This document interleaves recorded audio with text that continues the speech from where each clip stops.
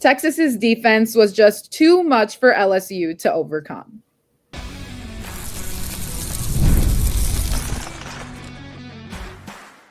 You are Locked On Women's Basketball, your daily podcast on women's basketball. Part of the Locked On Podcast Network, your team every day. Hello, everyone, and welcome to Locked On Women's Basketball, your number one sports podcast network, free on YouTube and wherever you access your podcasts. We have a lot of fun games to get into, but before we do all that, I am alongside none other than Sophia Jones, who is the Golden State Valkyries radio analyst. I'm Clea Butler, the sideline reporter for the Chicago Sky, and I want to congratulate everyone on making it to Friday. You have fired through another week, the first week of February and the second month of the new year. So congrats to you. In terms of some women's basketball that we have to talk about today, there were a lot of exciting games that happened last night. There are some really good ones that are happening on Sunday. So you may be watching the Super Bowl, but you should also be checking in with what's going on in the world of women's basketball. But first, who runs the South? And yesterday it was Texas. They beat LSU 77-64. They had a late fourth quarter surge that really pulled it away, but it was truly the defense that overpowered LSU in this one. A lot of it due to Rori Harmon. She recorded her 1,500th career point and breaks a 45-year-old record for program steals. She has just been on fire. And this is a matchup that we were kind of talking about too, is the pressure that Texas was going to put. And it all started with Rori Harmon. She secured 6 steals, which was an all-time steal record of 351, which has been surpassed from 45 years ago. Who originally had it was Linda Wagner for Texas, but Rori Harmon coming in and breaking not only the assist record this season and the steals record. Yeah, I mean, you talk about a two-way player that you want in your backcourt. Rori Harmon, such the epitome of that. She really set the tone defensively, just applying pressure full court, really being all up in LSU's players. I like that she began the game with a defensive assignment against Mikayla Williams.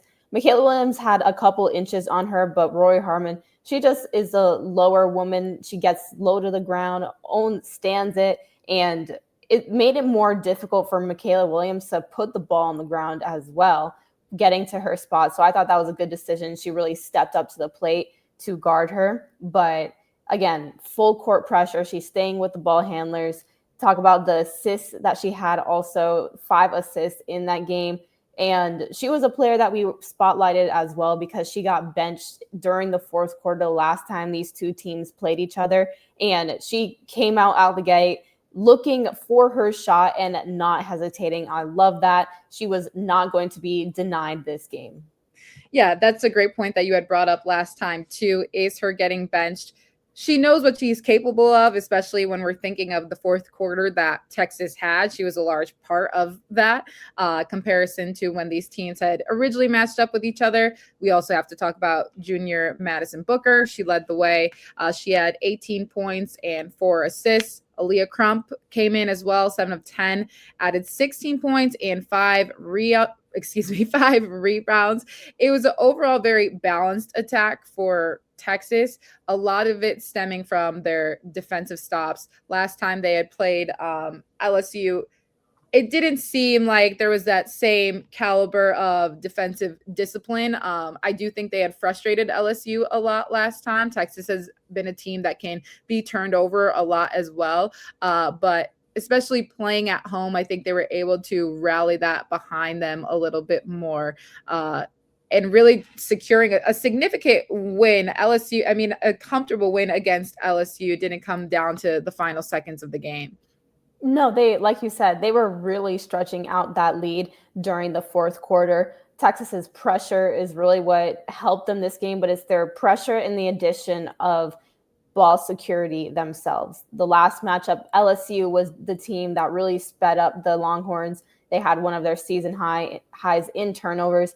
This game, Texas only had 10, so you're taking care of the ball. You're forcing 19 on the other side. And so that was just a huge part. And I think the fact that Texas was flowing a lot better on offense contributed to them getting set up and riding that same momentum on defense, because LSU, they like to exploit live ball turnovers, miss shots, just get it out and go fast the other way. Texas didn't give them as nearly many opportunities that game to do that.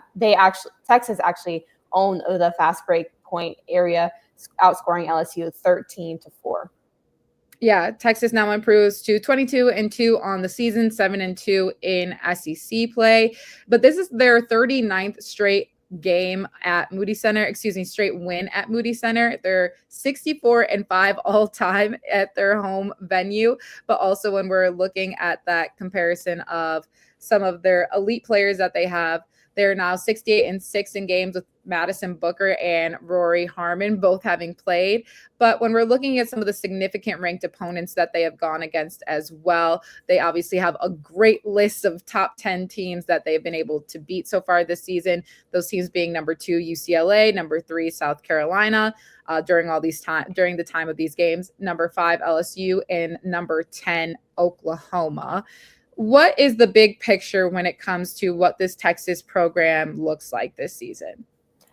I think there's no reason why they can't continue their dominance, like you mentioned, especially within the Moody Center. That is an outstanding home court advantage, but they have proved so that they can hang with a lot of really great opponents. Their only losses came to LSU and South Carolina, so still very competitive teams, but they're just so solid. It's hard to take them out of their game. And I think they'll only continue to get more solid, specifically because of Aaliyah Crump. She was the X factor in that game. If you can see any tangible difference, even just in the box score between the first game versus the second for Texas, well, Aaliyah Crump was available in the second, and she is a major matchup problem. She's essentially a big guard, but she, like you mentioned, 16 points coming off the bench, only played 24 minutes that game. I think she's still working her way back from that injury that left her sidelined for about 2 months.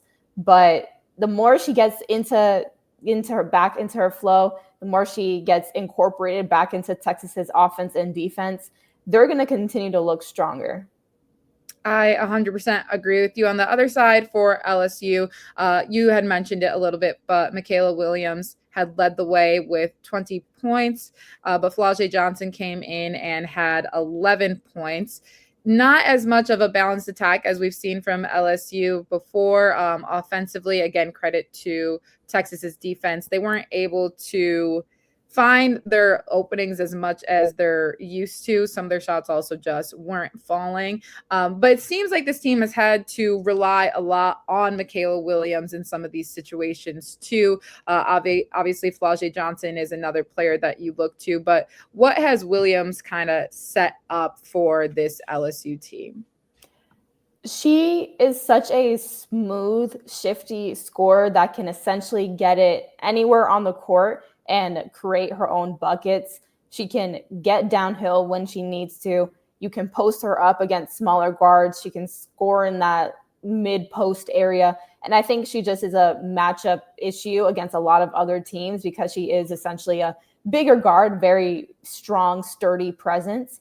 But she doesn't really waver too much either. It never looks like she is taking a shot that is out of her comfort zone, essentially.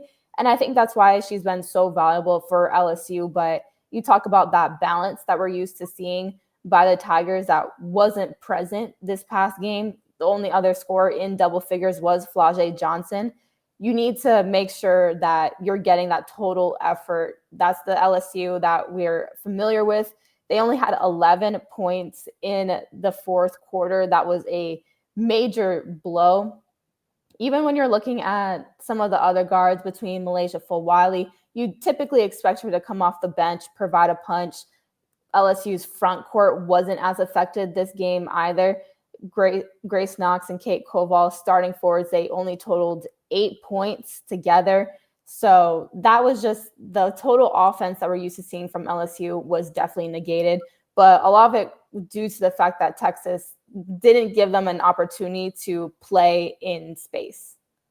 LSU will go on to play Auburn on Sunday, while Texas will play Kentucky on Monday. But coming up after this, there were two other significant games last night that were only won by 1 point. The season's heating up, and DoorDash has a way to keep fans in their bag the whole way through. Whether you're watching the highlights, the tunnel fits, or just your favorite player, DoorDash makes the entire season more fun because every player has their bag. With DoorDash, fans have one too. DoorDash keeps your snacks stocked, your gear fresh, and your watch party vibes absolutely on point. If the group chat says pull up, DoorDash makes sure you are prepared. Snacks, cups, even a phone charger for the friend who's always at 2%. If you're me, I'm very specific on the snacks that I want to consume. I'm a big Cheez-Its girl, and I'm not really in the mood for sharing. So making sure that I can rely on DoorDash to keep me all stocked up and everybody's little mindy fingers out of my Cheez-It box. From the tip off to overtime, stay in your bag and order on DoorDash. Get snacks, drinks, gear, whatever gets you through the season. Delivered right to your door. DoorDash, in your bag all season long. New year, new systems. This is the time when a lot of us look at the messier parts of how we run our business and think there has to be a better way. And there is. Streamlining your communications is one of the quickest upgrades you can make. That's why today's episode is brought to you by Quo, spelled Quo, the smarter way to run your business communications. Because when your team is reachable, organized, and communicating in one place, you're not just working cleaner, you're creating more opportunities to connect with customers. And that is the most important part of everything. Customers want to feel like they are heard and you are paying attention to them. I love how simple Quo makes everything. Your whole team can call and text from one shared business number, so nothing gets missed.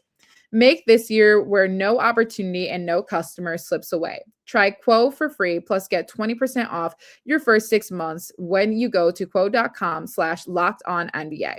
That's quo.com/lockedonnba. Quo, no missed calls, no missed customers. A battle of who is going to remain undefeated in the ACC, and it was Duke in a 59-58 victory over Louisville. A very, very tightly contested battle, but Toby Fournier led the way for the Blue Devils. 15 points, 9 rebounds. She was just an anchor on both ends of the ball. But this was a showcase of Duke's defense. That's something that they have prided themselves on for the past multiple seasons, but it also brings us to the point of how important rebounding is, because Riley Nelson secured the rebound off a missed free throw from Louisville to seal the win. If Louisville gets a second chance opportunity, this is a completely different ball game. So between their defense and their rebounding, Duke had a significant win in the ACC. Yeah, and the final score, 59-58, that reflects exactly how Duke likes to play. They're okay with keeping it a lower scoring game. They want to just defend and not really or generate their offense from their defense. But Louisville, they were down by 15 at one point and used a really strong third quarter to equalize the game. They were able to switch up coverages, throwing in some zone to disrupt Duke's rhythm during that time.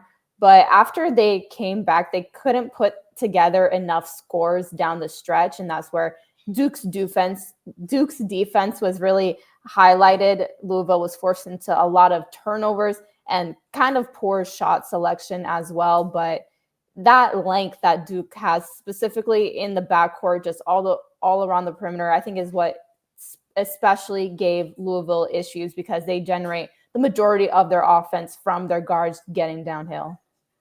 Louisville did at some point have to battle back from a 15-point deficit, specifically coming within the third quarter. What kind of level of hope did that give Louisville at that time, and how were they able to bounce back from the first half? I think it gave them a lot of hope. They even took the lead at a certain point, and it's not easy playing in the KFC Yum Center in Louisville, Kentucky. So whenever Louisville they had all the momentum, they had the crowd behind them, but a ton of credit to Duke. They never looked flustered, even when Louisville got that lead. It didn't really feel like they were totally out of control of the game. And that's what happens when you hone in on your defense so much and just and force bad shots and don't allow yourself to be forced out of your game. Duke will go on to play SMU on Sunday, while Louisville will play Syracuse, go Orange, on Sunday. But another significant one going back to the SEC was between Vanderbilt and Kentucky. Vanderbilt won this one 84-83, so a little bit more of a high-scoring game, which we can anticipate from the proficiency of both of these teams' offense. But it came out to none other than Mikayla Blakes, who had 37 points, 19 of them coming in the fourth quarter to really give them a boost that they needed to win by one. Yeah, and there was a specific play that they ran with a little bit over a minute left. Vanderbilt was just at a stage where they were holding off Kentucky, and they ran a double drag for Mikayla Blakes at the top of the key, and Kentucky went under. So she just stopped and pulled up for three. In my mind, I was like, well, that's not on the scouting report, Kentucky.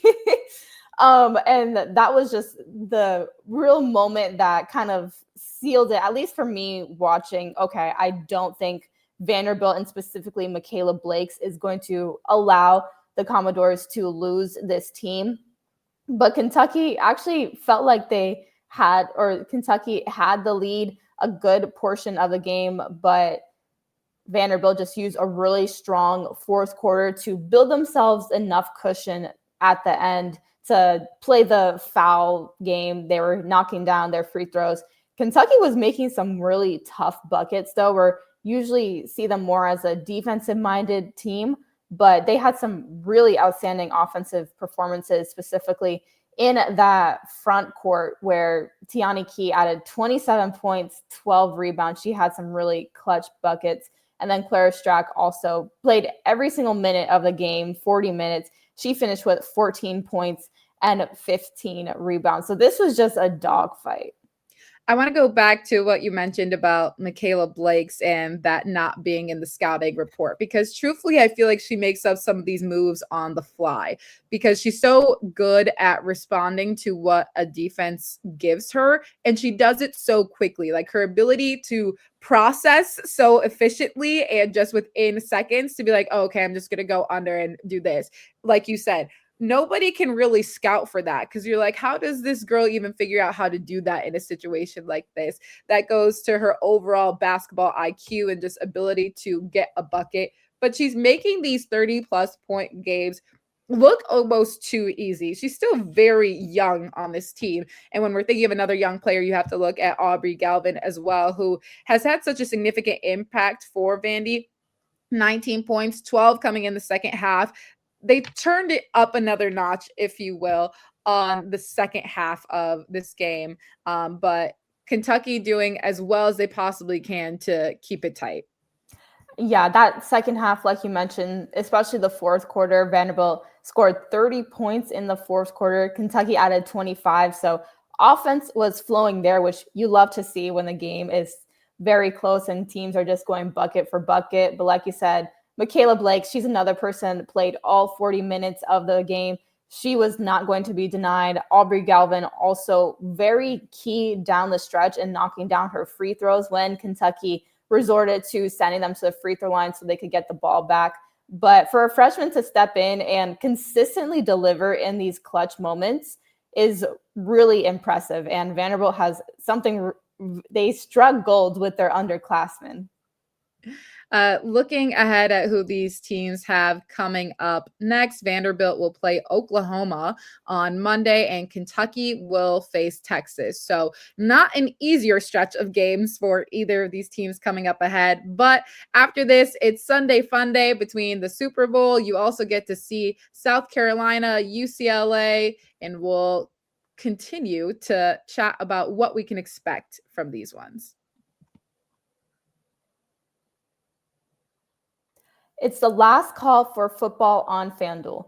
One final Sunday, one last kickoff, the final chance to get in on the action before the NFL season officially comes to an end.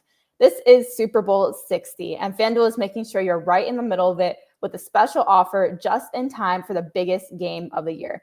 Whether you're backing the favorite, riding with the underdog, or building one last same-game parlay, this is a game everyone's been waiting for.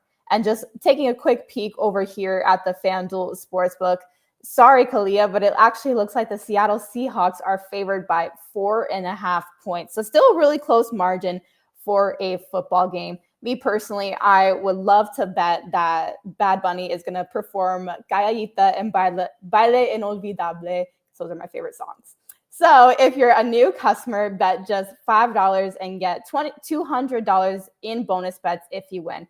Make it count, because after the Super Bowl, the season is over. Last call for football on FanDuel, an official sportsbook partner of Super Bowl 60. Visit FanDuel.com to get started.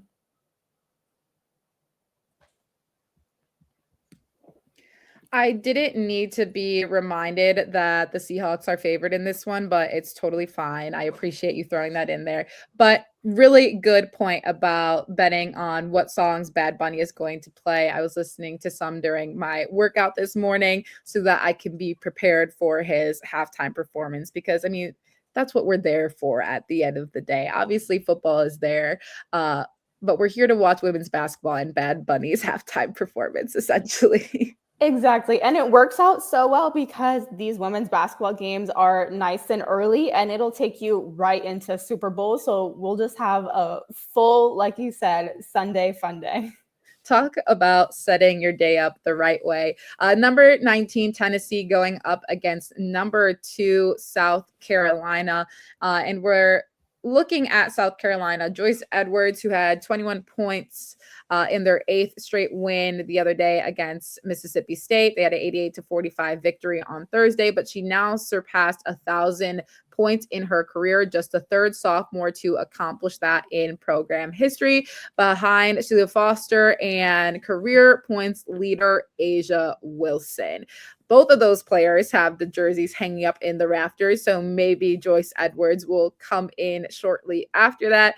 But this is a South Carolina team that, to no surprise, has been on quite the tear throughout the SEC, but obviously have dropped a couple of games. But a lot of it has come down to put it simply, their willingness to win at the end of the game. South Carolina can be a team that is so dominant and will stretch a lead as much as possible. But sometimes it's come down to that late game execution of who wants it a little bit more. Dawn Staley has said this too. I think that was most apparent in their loss to Oklahoma. Another significant part is we're talking about other teams that share the wealth. South Carolina is a team that shares the wealth, that needs to share the wealth, essentially. When you have starters like Tanaya Latson that have come in and been able to find their strides too, that's when they've been at their best. Yeah, and especially going up against a Tennessee team, you need to take whatever they give you. They're going to be full court pressuring the entire game. In the half court, they're going to look to speed you up. And South Carolina, sometimes they do like to slow down the game a little bit. They do enjoy generating offense from their defense, getting out fast. I think that's going to be a really important aspect for them. But they need to have zero hesitation, no matter who has the ball in their hands, when it comes to what Tennessee is going to give them. I think in that last game, Tennessee played against UConn. We saw it a little bit where Tennessee looked really strong because UConn can be they like to be calculated in their offense, but you just have to go with the flow and be more instinctual when you're playing the Lady Vols. Absolutely. They're coming off of a win against Georgia. In that game, their senior Z Spearman had 23 points. And then when we're looking at some players that have some of the most production that we've seen throughout the season, Talasia Cooper had 16 points, and then Janiyah Barker had a game high 13 rebounds to go along with her 9 points and 3 blocked shots, which is another part of Tennessee's defense. Is they are great rim protectors. They have really solid size on this team too, which sounds funny talking about going up against a South Carolina team who we know has no problem with recruiting size and playing strong defense. But I'm curious to see the score of this game, because when we see these two defensive teams going at each other, a lot of it has been 54 to something. I don't anticipate it being the most high scoring game. I think it's going to come down to some essential lockdown defense and trying to spread out the scoring as much as possible. Exactly. And this game is going to determine who is the singular leader in the SEC as well. Both teams have only one loss in league play. South Carolina, they have 2 more wins in Tennessee. But now that you have one more month before March, these games start to increase their importance. You want to have that sole regular season title. You want to get good seeding. And so this will be a really great battle to see who's going to give the other opponent their second loss. In the Big Ten, number 2, UCLA going up against a number 8, Michigan. I think this will be the opposite of the game before. I think this is going to be a high-scoring game, in my opinion, just with the amount of offensive threats that both teams have. Obviously, UCLA has been perfect within conference play, but Michigan is right underneath them in the standings. They can maybe pull away a sneaky win against UCLA, Michigan is 20-3 on the season. UCLA is 22-1 on the season. Their only loss being to Texas. Michigan trying to sneak in and get another conference win against UCLA. When we're looking at some players to watch, obviously Lauren Betts going to be key for UCLA.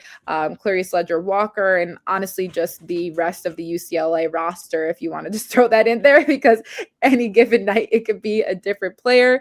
And then obviously the triple threat of the sophomores for Michigan when you're looking at Olivia Olson, Silas Swords, and Mila Holloway.